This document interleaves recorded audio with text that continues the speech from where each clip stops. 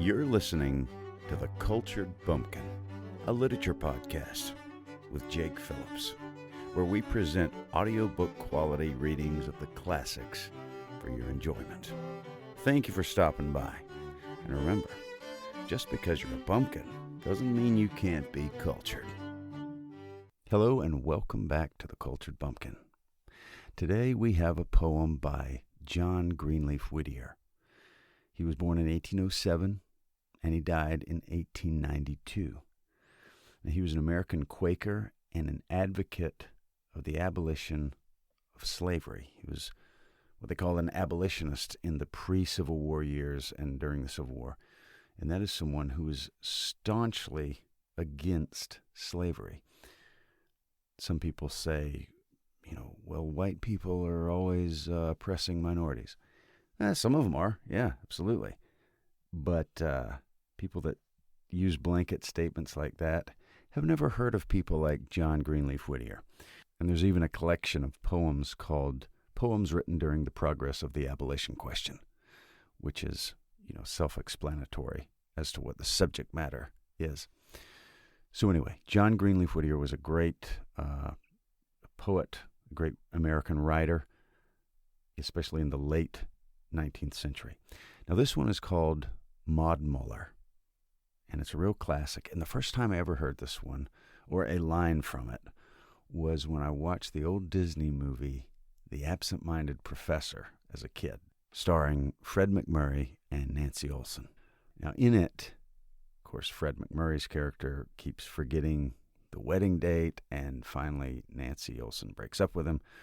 Well, then she goes on a date with this English professor who's just really snooty. He's just an absolute jerk, but he's always quoting, Shakespeare, and you have these classic literature lines. So on paper, I love the guy, but I just can't because he's a jerk. And I'm rooting for Nancy and Fred to get back together. But anyway, he quotes a line from this poem in the movie, and that was the first time that I ever heard, Maud Muller quoted. And here, we're going to have the whole thing. So it's kind of about what might have been, almost, that sort of thing. And it goes like this.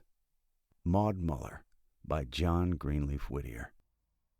Maud Muller, on a summer's day, raked the meadow sweet with hay. Beneath her torn hat glowed the wealth of simple beauty and rustic health. Singing she wrought, and her merry glee the mock-bird echoed from his tree. But when she glanced to the far-off town, white from its hill slope looking down, the sweet song died, and a vague unrest and a nameless longing filled her breast. A wish that she had hardly known, for something better than she had known. The judge rode slowly down the lane, smoothing his horse's chestnut mane. He drew his bridle in the shade of the apple trees to greet the maid and ask a draught from the spring that flowed through the meadow across the road. She stooped where the cool spring bubbled up and filled for him her small tin cup, and blushed as she gave it, looking down on her feet so bare and her tattered gown. "Thanks," said the judge. "A sweeter draught from a fairer hand was never quaffed." He spoke of the grass and flowers and trees, of the singing birds and the humming bees, then talked of the haying, and wondered whether the cloud in the west would bring foul weather. And Maud forgot her briar-torn gown and her graceful ankles bare and brown, and listened while a pleased surprise looked from her long-lashed hazel eyes.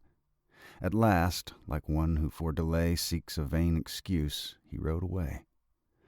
Maud Muller looked and sighed, "Ah me, that I the judge's bride might be.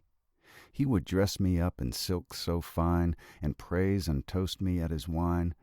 My father should wear a broadcloth coat, my brother should sail a painted boat.